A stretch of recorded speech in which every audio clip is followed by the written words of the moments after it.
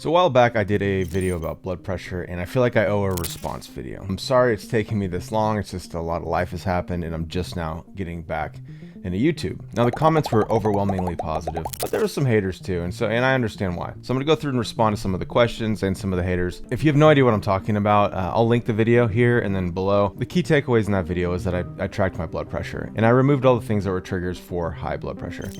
The conclusion was that I lowered my blood pressure, and the surprising takeaway that I got out of this was that my vision corrected itself. Now everyone's vision is different, so this is not necessarily going to happen for everyone. That was just my takeaway. So questions, people asking about alcohol. Now I didn't make a big change in my alcohol consumption, so it did have an impact on days where I either had drank a little bit too late or I had a little bit more than I should have. And after hearing more and more from Andrew Huberman and the research, I'm starting to cut back even more, understanding its impact with REM sleep. Mathew Walker is the guy that I learned a lot from that, the book Why We Sleep. I'll link it below.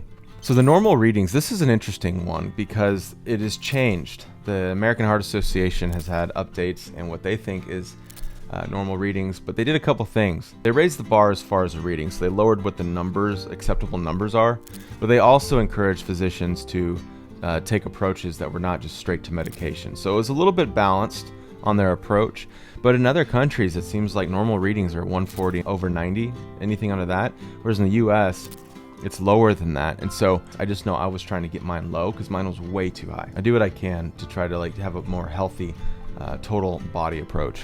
What about breathing? So breathing is something I should have mentioned. I did do some breath work as an interventional thing throughout the day. When I noticed I had spikes in my blood pressure, stressful meetings, I would take 5 to 10 minutes. I would use meditation apps and just focus on breathing. That did help. I encourage you to really look into that because it has helped me. So there's a lot of comments about these isolated fixes, talking about just certain sugars and sodium. Now, absolutely, sugar, sodium, those things in the diet. I don't have a high sodium diet already. So sodium wasn't a big thing for me. And that's generally something a doctor would tell you to reduce. And so, yeah, I think sodium's certainly a big thing. It just wasn't for me. That's why I didn't include it in my last video. I'm also looking at potassium. I do what I can to try to have a more healthy total body approach. Now, let's look at some of the more critical comments. If I don't listen to my doctor, why do I need a medical disclaimer? Well, I just don't want anyone to just take my word for it. You still need to talk to a physician. They can pick up on things that we can't. And so you need to make sure that there's not something underlying that only an image or a medical professional can detect. I mean, I go see doctors and I talk to them about this stuff. So it's not like I'm just doing this in the dark. I just think disclaimers are necessary on this type of video. So decaf has chemicals. Yes. Now this is something I didn't know at the time. When I first started switching to decaf, I just thought I need to cut out caffeine. Most of the coffee I drink is either Swiss water process or close to it. And so I'm trying to be healthy, and thanks for bringing that up because I didn't mention that in the last video. That's not something I was aware of when I started this experiment. This one's funny because I just don't think it's irresponsible to encourage people to live a healthier life.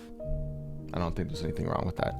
Okay, so calling BS on the whole vision thing. I had a traumatic brain injury, basically just a really bad concussion playing football, and it left me with blurred vision for about 10 years. Something that I experienced as a result, and you don't have to believe me. There's a lot more I could go into here, but I just wanted to do a quick response video. I just hope that maybe I can share some things that give you all something to think about, and if you can apply any sort of research and learnings to your life and have a healthier outcome, then I'm all for it. So I really appreciate all y'all. We'll talk next time.